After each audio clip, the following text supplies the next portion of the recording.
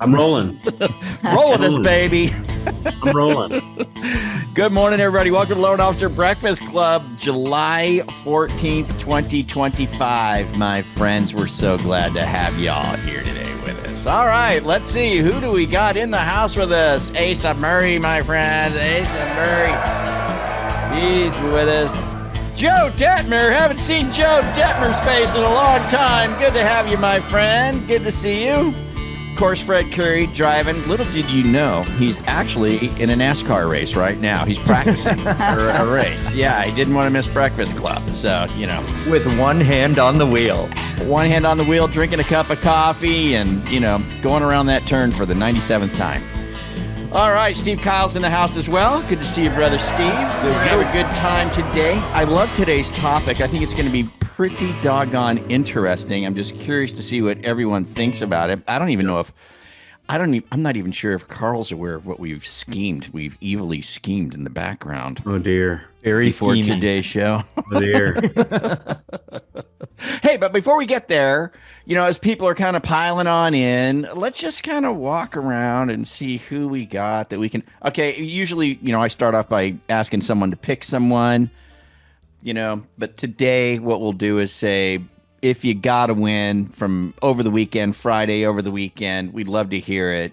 Can you raise your hand? And while we're doing that, if you're new here for the first time, we'd love to say good morning to you in the chat. You can say good morning in the chat. That'd be great. But anybody got a win that they want to share from over the weekend? Or if not, we'll just start picking on people, which is always fun to do. I like picking on people. I think it's more fun. You know, anybody? Come on, man. Let's go. Trying to tell me nobody on this call has had a win? I don't believe that. I find that very hard. I'm staring at Chauncey, but not you, Chauncey. You always share your win. Hold on. I'll save you in reserve. Okay, Norbin, go. Hey, how you doing? Good morning, family. I just wanted to actually put in a big win. I took cross training a while back, and he showed me how to focus on family times, which is precisely what I did on Sunday. But all the work that I've done throughout the week, actually, one of my clients got back to me that their backup offer got accepted. So I'm right on the grind this morning. Wonderful. So there you go. Family time. You got a contract in. You're good to go, man. Good stuff. Norbert, hey, how long you been in the biz? Where are you located? New York, and I've been in the business officially like focusing in about 9 months. Nice. Ooh, Wow. Good for you, 9 buddy. months. Welcome. All right. Well, man, you're in a good crowd here to have only been focusing on how long you been with us at Breakfast Club and animals? 1 year, which is how long I've been in business. I just started taking training and focus on you guys. Sign up for the training in September with you guys. By December of last year, I finished the 90-day bootcamp training, and by Q1 of 2025, I already had about $5 million in business. Goodness gracious. Yes. I think you need a T-shirt. Congratulations. You win a Loan Officer Breakfast Club T-shirt.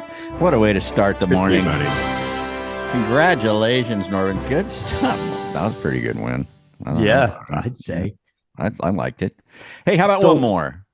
Yeah. Or who was going to say something? I heard somebody chime in. No, that was me. I was just going to ask Norbin, you've been following the plan. How many qualified real estate agent relationships would you say that you have at this point? I have about under 20. Prior to that, I was focusing in my network, which was a whole lot. And one of the first tips was to check if those guys were verified or qualified individuals, right? And happened to be that I was kind of shopping or fishing in a very shallow pond. After that, I changed and I adjusted, and I followed the DSP plan on a daily basis. That's amazing, man. Congratulations. That is just great. awesome to see. Way to go. Thank you. Awesome. Good stuff. Great win right out of the chutes, man. Let's go for somebody else, though. Let's see here. I'm gonna give the wand to Lauren. Lauren, you have got the wand. I want you to look around and pick somebody. Yeah, the magic wand. Let's see. Oh, I see in the chat. Rick says he has a cool win. Oh, well, then we got to do that. Let's hear from Rick. Come on, Rick. Cool wins are the best wins. I mean, come on. They're the best. Yeah. Can you hear me? Yeah. Okay, I had to use my cell phone because my laptop was rebooting. I got a call last week from a realtor, buyer's agent, who we were under contract on a house, and for reasons that will make the story too long, the buyers had to pull out of this house. So the next morning, I get an email with the release from that contract. About 15 minutes later, the listing agent calls me and says, you probably know by now, so-and-so had to pull out of this house. I said, yeah, I got the email about 15 minutes ago. She said, but I'm sitting here looking at a pre-approval letter for this listing for such and such a person, and it's from you. And I said, Katie, I'm going to finance this house if it kills me. And we had about a 10-minute conversation. And when all was said and done, she said, okay, we'll be accepting this offer. And I got the loan and we got it in process. So I still ended up getting a loan on the house. And the original buyers are getting into a contract on a more expensive house on top of all of that. Wow. Nice. Just keep on winning. What's that song? All I do is win. What is it? I don't know that song. Y'all know that song. Yeah. Awesome. Killer, Rick. Great stuff, man. Well, thanks for the wins this morning. So let's get into the meat and potatoes of what we wanted to chat about today. And so what we wanted to talk about is getting more refinance business. Right, getting more refinance business, and then, but we took the time to, I took the time to do a little research, right, and with my buddy on, Chat GPT, and we kind of talked a little bit about it and kind of dug a little deep, and I think a lot of people will be surprised to learn that according to the MBA, in 2025, this year, right, the purchase to refi ratio is 60-40. So 60% purchase, 40% refinance. That's a pretty big number on the refinance side. Just to put this in perspective, this would be great to see in the chat. What's your purchase to refi ratio right now? Personally, is it 60-40? Do you have, if you're closing 10 deals, are 6 of them purchase, 4 of them refinance? Just out of curiosity, because that's the overall picture of, what's going on out there according to the MBA. So there you go, 95-5, 90-10, 86-14. So yeah, so the thing to consider here is well, okay, and all business is awesome, but technically, if I'm not 60-40, then I'm missing opportunity somewhere. Does that make sense? I'm missing some opportunity somewhere. So if I'm 70-30 purchase, I'm missing a little bit of refi opportunity that's out there. If I'm inverse to that, I'm missing a little bit of purchase, opportunity that's out there. So just the barometer right now, the purchase to refi ratio is 60-40. That's the national barometer, right? That's where it is. So we can superimpose that on our pipeline and just get a thing for us to ponder, to think about. Okay, where do I fit in this national barometer? Am I online? Am I not in line? Right. I think a lot of us, and we can kind of see it in the chat, like a lot of us are missing out on stuff, but I think a lot of us are missing out on the refi thing. Here's an interesting thing about it too. I went deeper and I said, okay, out of the 40% of refi, what's the breakdown there? You guys will be, so guys, put in the chat what you think is rate and term versus cash out debt consolidation. What do you think is more, rate and term or debt consolidation? What do you think, Carl? Are you looking it up on ChatGPT? I'm not. Yeah. I'm gonna say it's I'm gonna say 65% cash out. Okay, that would be a good guess. That's kind of what I was thinking too. But guess what? However, it's 60% rate and term, 40% cash out debt consolidation. I was shocked. Now, here's the thing. Here's what we forget about. When we say rate and term, all we think is rate. Nobody's thinking term, right? So that's where the rate and term thing term reduction could exceed, right? Yeah, because people are going from 30 to 15 or 30 to 20, right? So it might not just be rate, it's term as well. So, and I didn't dig deep enough in there to find out if that was the case, but I'm imagining that was, it has to be that. There's 2 elements to rate and term. There's rate and there's term, right? So it's not always a focus on the rate. So bottom line is this. This is what we kind of want to have this discussion around this morning is, okay, if the national template is 60/40, right? Barometer 60/40. If we are not firing on all cylinders on the refi side of this equation, how can we? Like, what can we do? Because here we're very purchase focused. We got that dialed here, right? We hunt that down every single day. We know how to get that done. We've got proof in the pudding every single day, right? But can we spend a little time this morning just talking about, okay, maybe if I'm not 60/40, if I'm 80/20, there's opportunity I'm missing. I don't want to miss it. Like, how do I find it? Like, how do I dig that up so I've got a well-balanced, pipeline based on what's actually out there nationally. So I just wanted to throw that out there and start kicking this around and see what people got to say about that. Yeah. Yep. Yeah. And hey, Frank, that's the farming side of it. It's what we're doing with our database. There's a handful of high touch, high tech, low time activities to stay top of mind and capture more of that past client sphere of influence business. So yeah, I'd love to hear what people are doing. Yeah. And I like it. That's shocking on the, right. Yeah. I would have thought it was heavy cash out debt consolidation. Wow. It's not. There's a lot of opportunity. This is MBA numbers too. This is MBA, so we know it should be pretty accurate. Hey, I'm reminded of that National Association of Realtors survey that said, "Would you use the person you worked with previously?" 78% said yes, and it was something. And Carl, remember, it's either 11 or 18% actually did, and it's not because they don't like us; it's because they forgot. They're like, "Who was that person I worked with?" Yeah. Yep. Yeah. Yeah. Chance, you got your hand up. What are you thinking?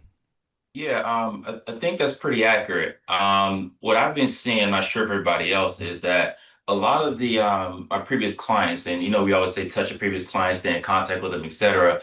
They have been getting called from their service providers to refinance. Yep. There was actually two the month of May that I had to talk out of it. Like, hey, this doesn't make any sense based off your investment moving forward, right? Your financial stability. So if you're thinking that, cause we always get caught up in the rates, we see it every day, and we're thinking they're high, low, whatever it may be, right? You're not selling a rate, you're selling a house. We all know that. But the clients, sometimes they'll hear $40 or $50 or $60 cheaper a month, and they're like, oh, this is the best thing ever, right? When maybe it's not the best situation for them moving forward. So make sure you are touching those clients. But one spin I want to give you all, I have a loan closing today. Everything looks good to close today. Was that this client here got a good rate, FHA loan, etc. And they were potentially thinking about doing bankruptcy prior to speaking to me. And I let them know that, hey, the other consumer debt that you have on there, the credit cards, everything else you're going to pull from our 401k to purchase the house, was that, hey, you need to get rid of these other things here. Well, I was able to increase her cash flow by $1,700, which she looked at was like, oh my goodness, I didn't think of this. I was just thinking that. I said, no, let's get rid of this debt as well. Increase your pullout from your 401k. Get rid of this debt. So all you have left is your car payment and your new home payment. And now she's removing $1,700, removing, negative $1,700, increasing her cash flow, which is great. So now in the future, if I have to do a refinance or FHA streamline, whatever it may be, that client now is positioned in the future for me to do a refinance. So I'm actually setting it up for that as well. So yeah, make sure you even look better at everything in total, because you may be able to set up a purchase right now for a future refinance, if depending on what the scenario is. So just make sure you go through everything and just think about the client, and you may be able to help them out more than you're thinking. So don't just think about the sale, look about everything moving forward. Great stuff, John. Yeah, 1,700 is no joke. Hey, Greg, you got your hand up before we get to you, just to further illustrate this. So since it's 60/40 refi, and in the refis it's 60/40 rate and term, that means overall 24% of all mortgages getting done right now are a rate and term refinance. Yeah. 16% are cash out of all mortgages getting done. Interesting numbers. I just find it really interesting. Okay, Greg, what do you got? All right. So I am a veteran of 2021 is when I came in this game. So I have been doing basically purchases the whole time. And I've heard this from some other lenders. I love an opinion on this, but it's that term part that I'm so curious about. It's very easy for me to talk about a lower rate. But when I hear this idea of, oh, we can drop you to a 20-year, we can save you $100,000 or some excessive amount of interest over the life of the loan. I understand it, but I would love to get a better sense on, how do we drive that as value to the borrower? Because to me, when I'm thinking refi, it's all about payment, right? I mean, there is this building equity, but I don't think I have it mastered. And I think I'm missing, like, my deals. I just look back, last 10 deals, 9 deals purchased, 1 refi, and I'm probably really at 95% purchase. That's great. You know what the issue is? Hmm. What? What do you think? That I don't know the value of that. Wait, you don't know the value of what? Of the term, right? Of dropping the term from 30 to 20 or whatever it is. Like, I need to internalize that and understand it, because that's why I'm able to sell so I well. wonder how many of those were balloons coming or were arms coming due. Adjustable Mhm. rates. Yeah. Yeah, I wonder about because I'm sitting here thinking about this, and I'm thinking that's what I was jotting down, Frank. I was thinking about that, and I thought, you know what it is? I think what it is like I tell you what I wrote down. I wrote down purchase equals automated drips, refis equals having conversations. Mhm. So What do you mean by that? Yeah, go deeper on that. so everybody knows when they need to purchase. Mm. We're wanting to get a pool, we need another bedroom, we're wanting to downsize. I just got transferred. I want a bigger yard, I want a smaller yard. I want no yard. I want to get away. I want to have my own yard, like all those things, right? So when somebody needs a purchase, they go, "Hey, I need to purchase." And Douglas Kennel, I get your newsletter, and you got your CRM turned on. You're staying in contact with me, and so I'm getting ready to call Realtor Michael, and I call you up and say, "Hey, I just want to make sure my house is in order." And I want to make sure I'm a credit and I'm looking at the right price range, right? So on purchase, people reach out to us, either our database if we've been staying in touch with them, or our referral partners as long as we've been asking for the business. But I think oftentimes on the refi, people don't know that they need to refi until we let them know. Mhm. Like, because I think part of it might be, Mm. I wonder, like, is getting rid of PMI considered rate and term? Yes. Right. Wow.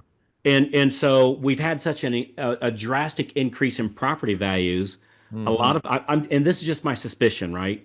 So my suspicion is a lot of these refis might be the rate and term might be either A, rates have gone down a little bit since their peak, or people looking to get rid of their PMI, or they've done a first and a HELOC, and now they're wanting to combine the two. But most people don't know the advantage of doing that until we reach out to them and tell them the advantage because they don't know. Yep. Their major concern is I need to go mow my grass. I need to take the dog to the vet. I need to go get a haircut, which is me today. I had a flat tire. Boy, I saw that new car. I'd sure like to go get that.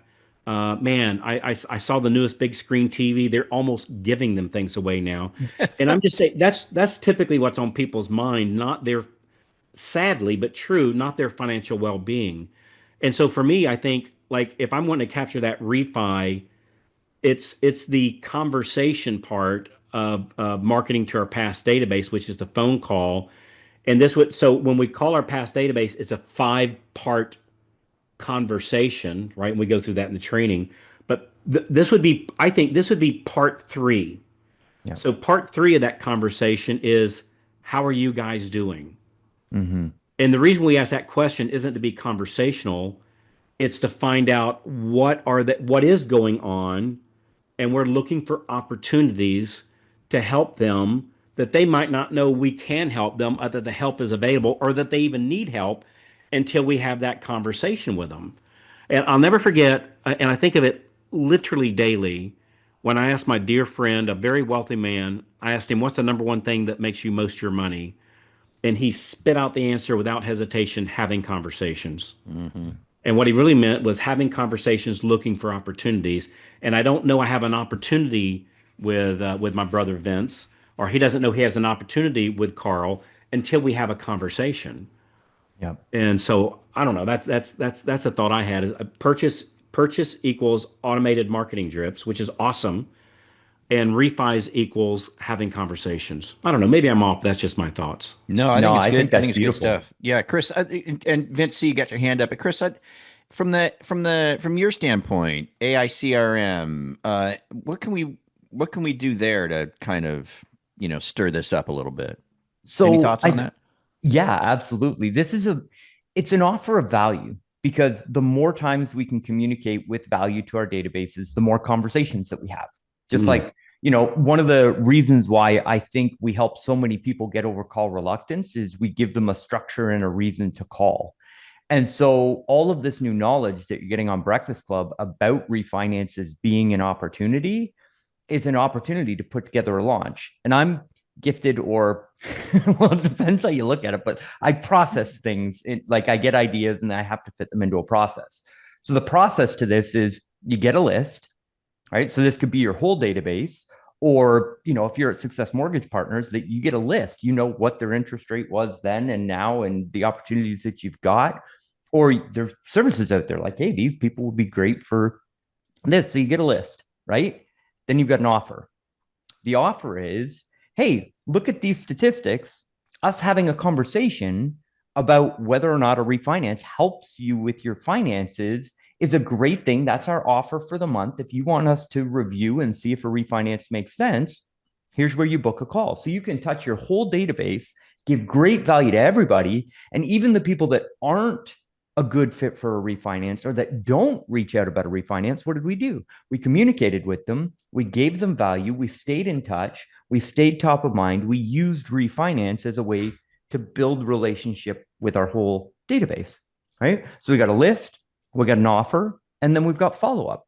And so you show up on CallStars, you do your daily success plan, you have those people on the list, you make your calls, you give your offers, you've got the automated emails that go out, and all of a sudden you've got more referrals coming in. They're not all coming from refi, but refi is the reason to provide value to the database this month so that you can have those conversations. Kristen said something in the green room that I thought was just absolutely brilliant. And she said, don't disqualify your clients from a refinance because of what you think about rate and term. Right. Have the conversation with them about what they think about rate and term. Mhm. And I think that's so valuable. Our job is to get the list, put out the offer, provide the value, and let the business come. And Chris, I've always thought, and by the way, that darn Kristen, I know. Kristen, that darn Kristen. So I've always thought of it like as far as like calling my past database. Look, I've got who doesn't have some level of call reluctance, right? But I've always thought like when I do like if I do business with say let's say like Miss Shelley.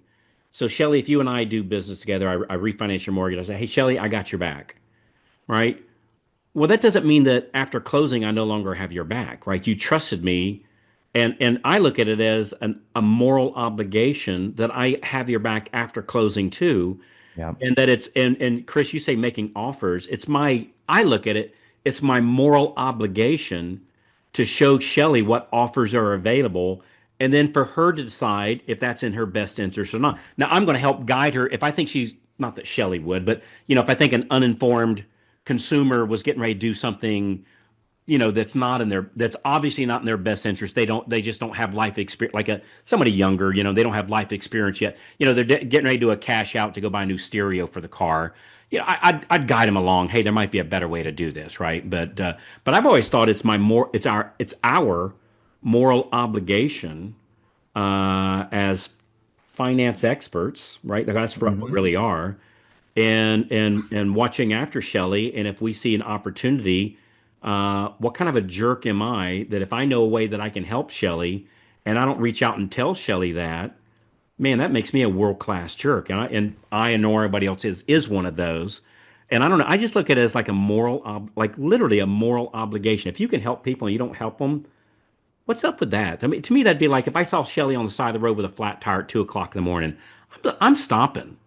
Yep. Because what kind of a jerk would go by at 2 o'clock in the morning somebody needs some help on the side of the road. You know what I'm saying? I don't know. To me, it's like that thing of it's our obligation to do the right thing overrides my hesitancy. Well, gee, if I call Shelly, she might think it's weird. I haven't talked to her in 3 years, and all that crap. I told her I was going to have her back, and I do. Yeah. That's just And like, Carl, that extends also to family members, friends, coworkers. Like it's our obligation to help others through those clients and customers. And you got to mhm, ask, you got to ask for those mhm. referrals in that business so you can help those people. Yeah. Yeah. And I also think you need to position yourself as a resource and an advisor for people. Unintentionally, you can treat it transactionally if you don't kind of have this thought process when you're making those database calls. Yeah. Yeah, that's a good But point. Mm. I think for fun, put all the reasons. Let's get a list together of what the reasons would be to consider a refinance. There's a I bunch of love them. that. So let's put it in the chat. What you think are the top reasons that someone should consider? I'll give you an example. Of course, lower your payment, right? Remove PMI, like Carl said. Change the term. Okay, change the term. Pay off debt, right? Put savings away. Remove somebody from the title. There you That's a go. great one, And then, Sharon. or then you could do pull cash to buy another house, right? Yep. Buy an investment property. We could probably get a list of about 7 or 8 items, you know what I mean, that are reasons to consider it. And Chris, this might be something that could be deployable through through the Absolutely. CRM. Like, it could be kind of like, hey, a lot of people aren't thinking about refinancing, but maybe you haven't considered these items. Boom, boom, boom, boom, boom, boom, boom, boom, boom. So you kind of give them all to them at once, saying, and that one of those things might trigger somebody to go, yeah, that is a good idea. Mhm. So yeah, I mean, if we could get a list together, that would be capital improvements. You know Yeah. what we ought to do? We'll get the list together, consolidate it, put it on one list, and we'll make it up for a download tomorrow morning when we come on. Yep. Oh, That's cool. amazing. Wow. Frank, the thing that I just love Breakfast Club so much. If you think about the value that we can stack on this list of why it's so important to have these conversations and all the different options that people have for a refi, like why not reach out to your qualified agents that you have a relationship with and say, I got something really valuable for your past client database. Why don't we do a co-marketing to your real estate database on why these people might want to reconsider a refi? Would that be valuable to your database? And now you got a conversation with your qualified agents using refis as the offer. Even better, Chris. Here's why it would be valuable to offer to your database. Right? Mhm. Because there's probably benefit in there for them. Because here's the truth. Like we said this morning, getting this information out to people stirs up conversations. Conversations go a million different directions, right? It could be conversation leads to, you know what, we decided to sell this house anyway and buy another one. That's why the real estate agent might want to help, get the word out about this as well. So yeah. Good And stuff. Aaron put a really interesting question in the chat. What's in it for the realtor? They care about making money. And that's a great point. But if you ask realtors, where do you get the majority of your business from? It's referrals. And then the follow-up question is, have you called your past client database in the last 90 days? And they say, no. Why? I don't have a reason. So what we're doing is we're providing them with the reason and the accountability and the relationship to help them work their database better, because the reason is you make the call and you ask for the referrals. That's where the majority of the business comes from. So an offer to the past customer database is a reason to ask for the business, which then generates what, like you said, the money. But really it's about the relationships and helping people and all that wonderful stuff. Well, good stuff, man. Good stuff. Carl, what's your thoughts? Good day. It shows where what we tend to focus on. We tend to focus on our strong points, and we tend to avoid the chinks in our armor. And I wasn't 60/40. I can tell you that last month. I wasn't. I just messaged Madonna to see what the actual number was, and I don't have it back yet. But for me, the perfect has always been 70/30. That's always been like the holy grail. And if I'm so it's 70 purchase, 30 refi. And if I end up like, say for me, if I was 35 refi and 65 purchase, I keep doing what I'm doing on the refi marketing. I need to double down on the purchase to get it back. Right. And by doing that, I'm always stair stepping, higher and higher and higher and higher. And I Yeah. think last month, top of my head, so we are off the mark. I think we were 2278 if I remember right, but I might be off. Yeah. I might be off a little bit. And so it lets me know that we need to double down on our past database yet even more. Yeah, I think your angle of I shoot for 70/30 is an outstanding and what's the word I'm looking for? It's a to set Healthy. a healthy benchmark to set for ourselves, right? Mhm. And I think that is a thing to strive for. That 70/30 is a beautiful thing. This exercise this morning was just understanding that hey, actually the blueprint for what's going on nationally right now is 60/40. So if we're shooting for 70/30 and we're hitting that, technically we are shy on the refi side based on today's numbers. So there is room for us to explore a little heavier on the refi side, if that makes sense, right? But I think Actually, see, I might take a little different spin on it because for okay, me, if I found myself at 60/40, so I've got a very healthy refi business going, but historically I'm short on my purchase. right. And so I have to be careful because, like, when we find ourselves in some of these times where we're 60/40 refi purchase and then rates shoot up overnight, now we're left holding the bag. And it's like, oh my Yeah. God, what do I do? What do I do? What do I do? Yeah. So anytime we get a refi range of above 30%, we keep doing that, but we really start focusing in on Harder on the purchase. on the purchase market because we don't want to get like 80% refi, 20% Right. purchase. Even if, hey, rates are 2% and it'd be really easy to get that way.